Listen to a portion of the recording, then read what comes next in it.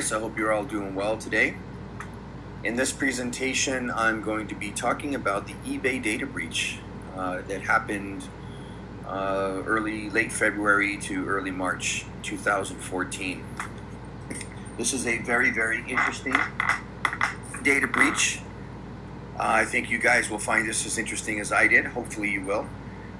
This data breach isn't one that's quite known, although millions and millions of users were affected by this data breach. It's not one that was publicized as much as some of the other ones like Sony, for example. Change my password. Yes, that's right. Imagine getting an email or a phone call from eBay, if you're one of the lucky ones to get this email or phone call, asking you to change your password because the data has been breached and stolen. In 2014, 145 million users were asked to change their passwords worldwide. This tremendous hack happened between late February and early March. And these hackers, as you can see, stole quite a bit of information, 145 million users worth, as a matter of fact, to be precise.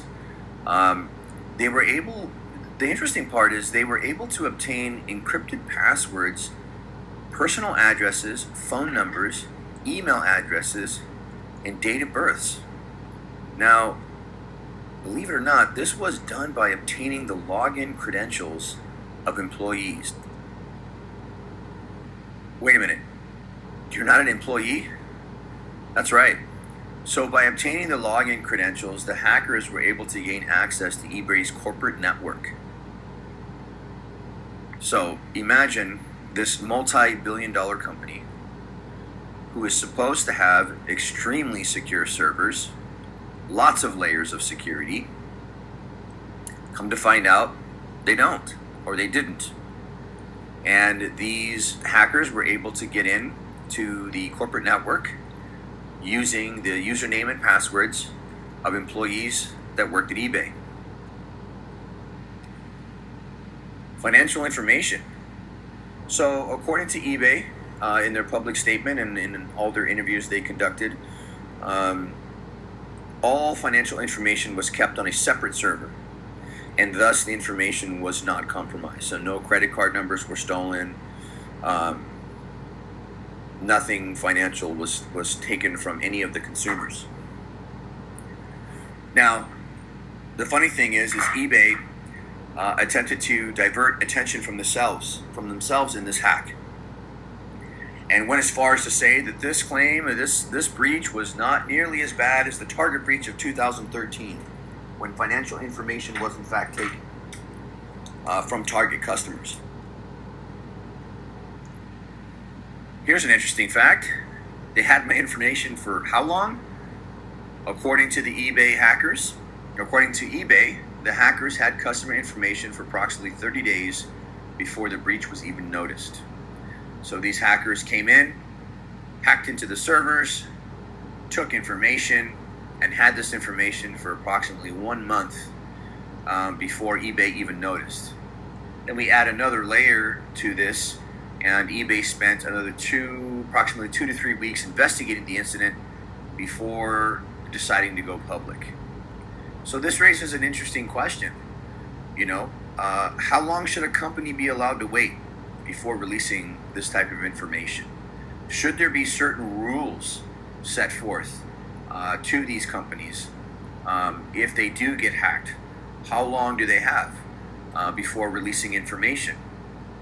This is an interesting question. I'm sure it could go either way. On one side of the fence, from a law enforcement perspective, I understand not releasing information to the public right away until you have everything at hand. The worst thing you could do, in my opinion, is release information and not have answers. So saying we got hacked and not being able to tell the public and consumers, for that matter, how they got hacked. So in this instance, I would say, I'm on eBay's side with this situation. I think that it was good that they spent the time to investigate the incident, and they took enough time to gather all the information necessary in the investigation. So they had that readily available to answer any questions that may arise from consumers. And now I have to do what? Yes, that's right. So eBay went on to state that this was the scary part now. So for those of you in class that do this, and I must admit, I am one. At 43 years old, I am one that does this. And after researching for this presentation, I completely changed my view. So in one way, I have to thank our professor for this project, because it completely changed my view on my passwords. So eBay went on to say and to state to consumers that if you use the same password that you use on eBay on other sites, that you need to immediately go to those sites and change those passwords as well. Now that's scary. And I am going to put myself out there here, classmates, and I'm sure maybe some of you will get a laugh and chuckle. I literally use the same password for almost every single site that I'm on. Used to, until this project. And so when I saw this, and I saw that these hackers had the ability, now having the password from eBay and having the ability now to go to other sites and utilize the password on other sites for users, it scared me, because I do not want that to happen to myself should my information ever be hacked. And I guess it was out of laziness that I used the same password, or used, past tense, not anymore, the same password for all my sites. So there were multiple investigations that happened because of this breach. So after the breach, eBay faced multiple investigations. eBay was being investigated by multiple state attorney general's offices all across the nation, as well as the UK Information Commissioner in England launched a formal inquiry on eBay because of this breach. Prior to eBay's breach, the UK fined Sony £250,000 for their breach. I never stated how much eBay was fined for this, but the big question from the United States and from the UK was, what was eBay going to do to prevent this from happening in the future? And so the fallout, the state of Florida Attorney General went public and stated that because of this breach, eBay should now provide free credit monitoring services to all customers.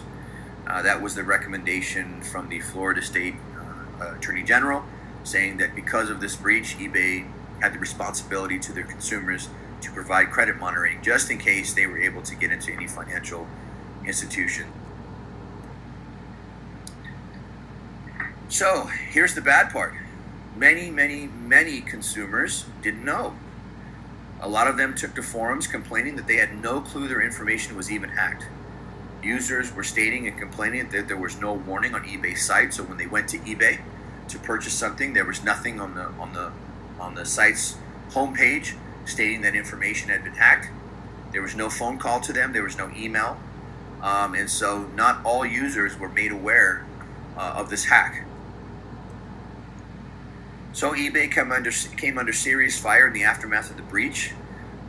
They came under investigation by Congress, and Congress was asking the same questions as everyone else. How did the hackers get employee credential? And here we are. How did it happen? According to the experts, this data breach was done through a phishing attack. Employees were tricked into giving up their credentials. Here's the really interesting part. It was done through LinkedIn. The attackers went through the site and found eBay employees. The employee was then sent an email with an embedded link looked like it came from LinkedIn, and they clicked on that link. I'm assuming a connection wanted to be made on LinkedIn, or somebody saw their profile on LinkedIn, and they clicked on this link, and the second the link was clicked, the malware was installed, and their credentials and login credentials were stolen. So how can we prevent this in the future? So, proper security measures have to be implemented. This involves implementing a variety of security layers into a system. First and foremost, a host layer that includes malware-specific software would be the first line of defense. Then there must be a server layer with its own centralized log management solution, password rotation on a regular basis, that is, and antivirus protection for all service. The next level will be the network layer, which includes a centralized patch management solution, the ability to utilize a security scanner regularly, and a firewall with tight access control.